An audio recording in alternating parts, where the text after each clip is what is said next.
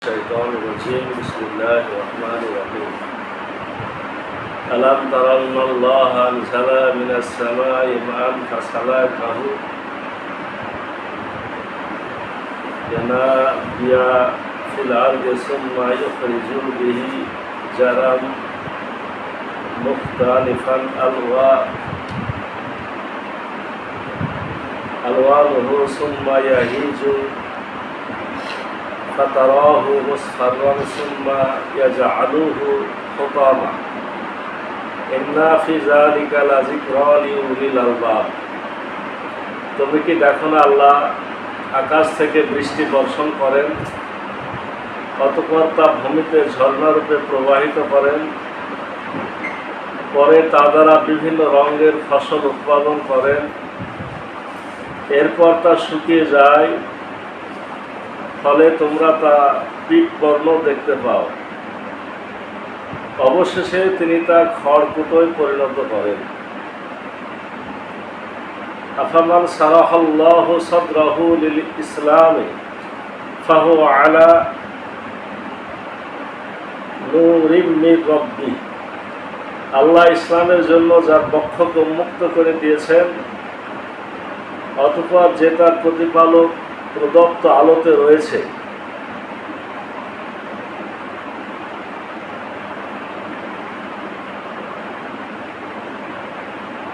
অতঃপর যে আল্লাহ প্রদত্ত আলোতে রয়েছে,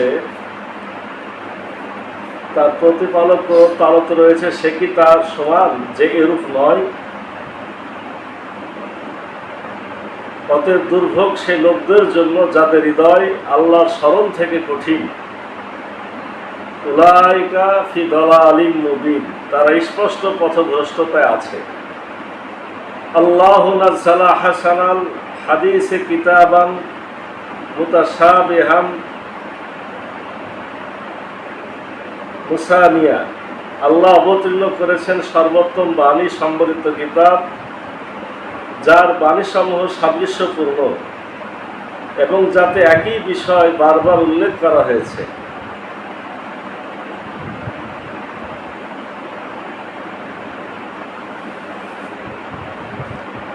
তাকসাইরু মিনহু জুলুদুল্লাযিনা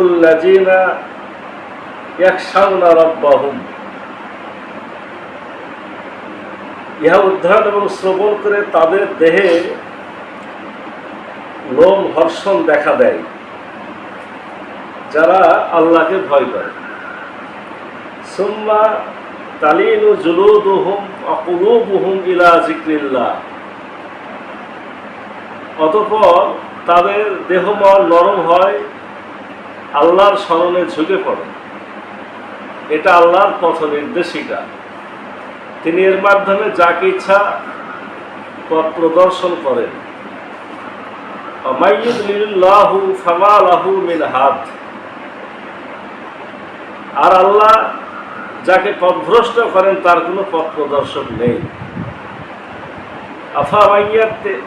আফা মাইয়াত্তাকি বিওয়াজহিহি সুআল আযাবি ইয়াউমাল কিয়ামাহ। যে ব্যক্তি কিয়ামতের দিন তার মুখমণ্ডল দ্বারা কঠিন শাস্তি ঠেকাতে চাবে, ওয়াকিলা লিয-যালিমিনা যুকু মা কুনতুম তাকসিবুন। আর জালেমদেরকে বলা হবে, তোমরা যা অর্জন করেছো তার শাস্তি আস্বাদন করো।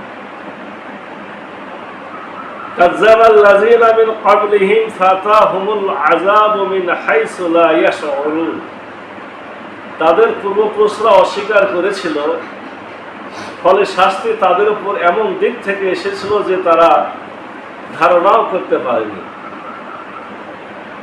ফাযাকাহুমুল্লাহুল খিজিয়া ফিল হায়াতিদ দুনিয়া। ফলে আল্লাহ তাদের পার্থিব জীবনে লাঞ্ছনা ভোগ করালেন।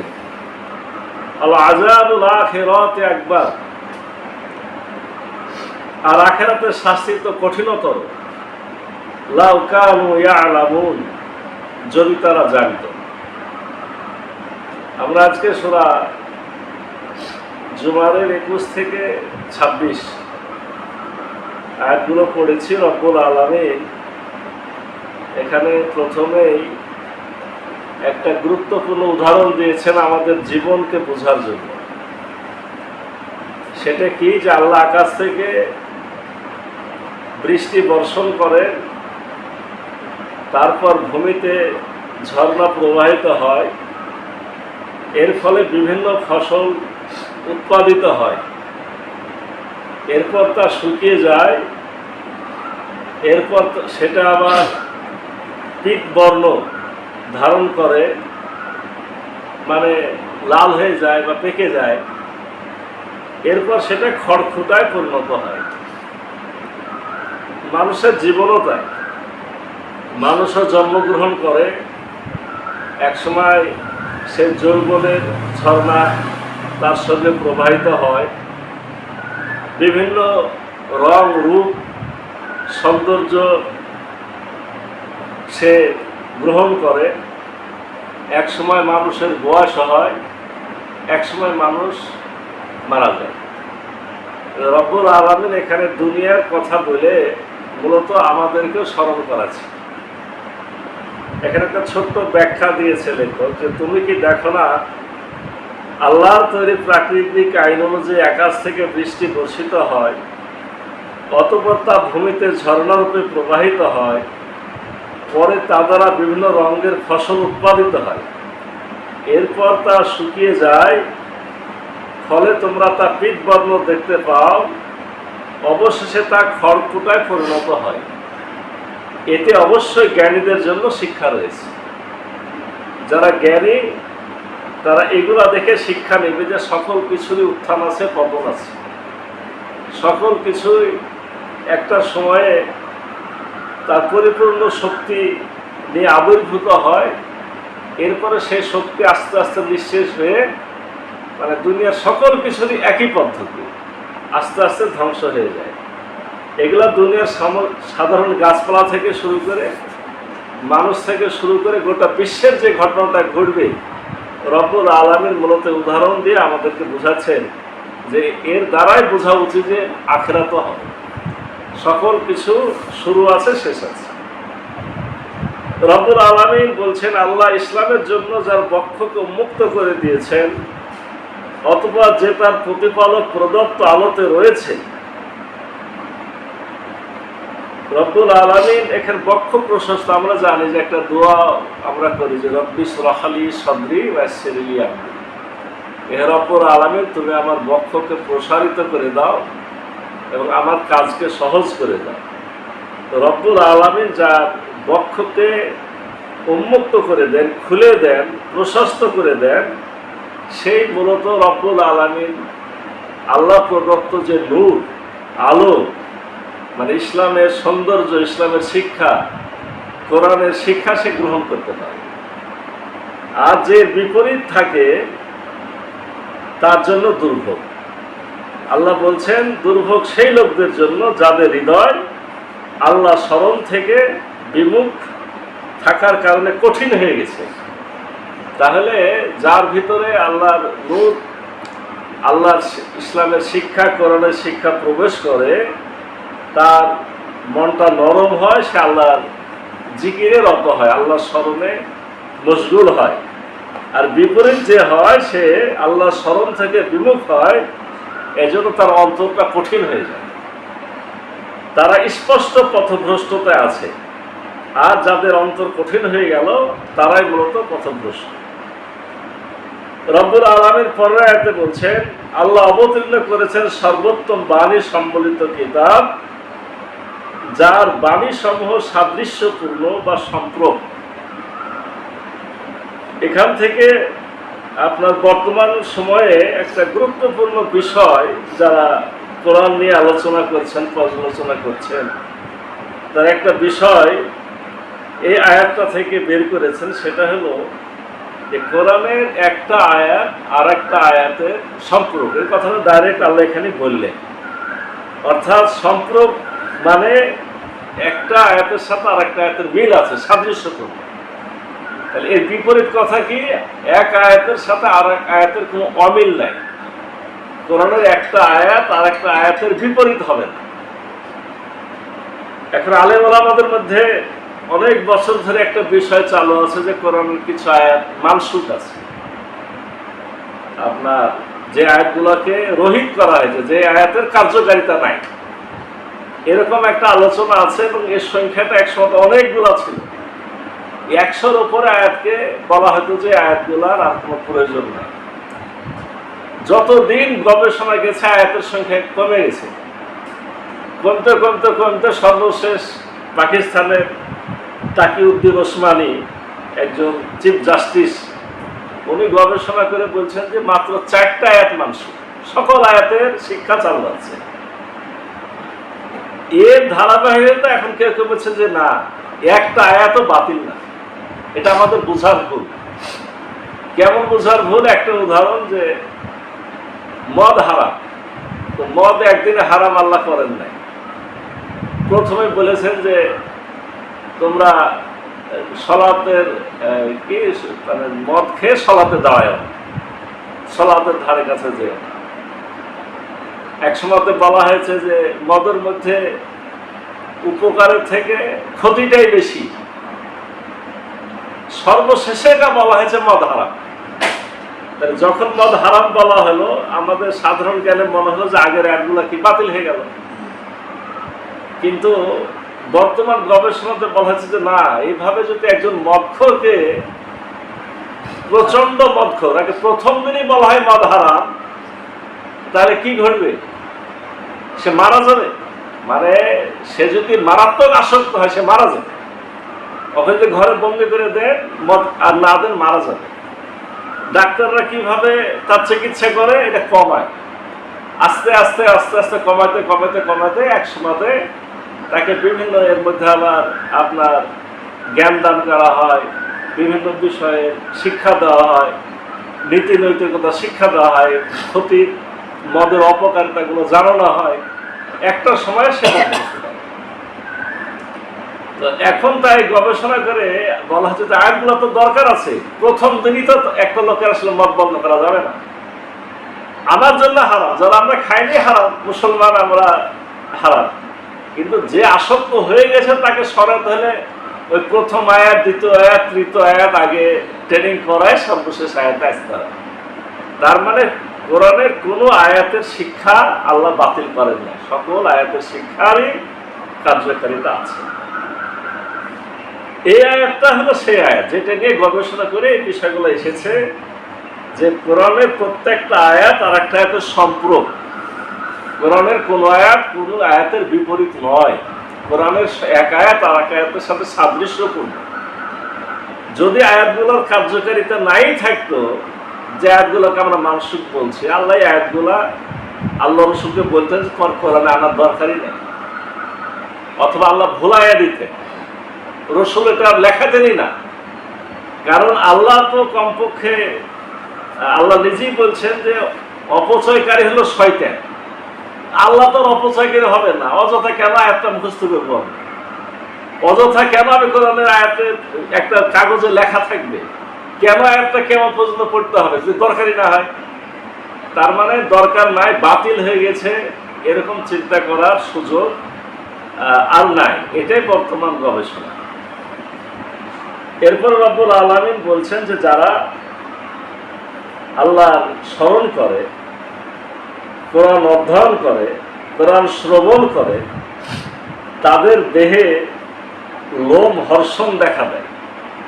মানে সোজা কথা, শরীর কেঁপে উঠলে লোমগুলা খাড়া হয়ে যায়।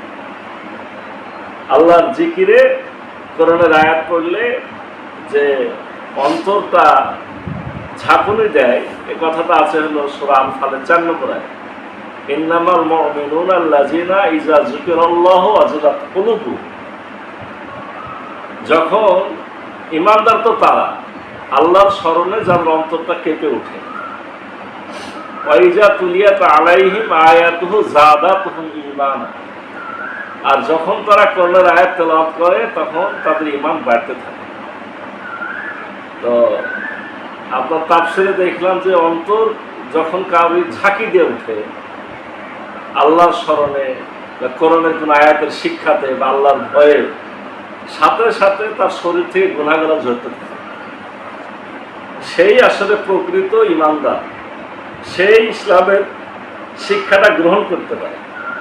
এজন্য বলা হচ্ছে যে তারা কারা, যারা আল্লাহকে ভয় করে। এরপরে বলা হচ্ছে যে আল্লাহকে ভয় করে, এরপর তাদের মনটা নরম হয়, আল্লাহর স্মরণে ঝুঁকে পড়ে। এটা আল্লাহর পথ নির্দেশিকা। তিনি এর মাধ্যমে যাকে ইচ্ছা পথ প্রদর্শন করেন।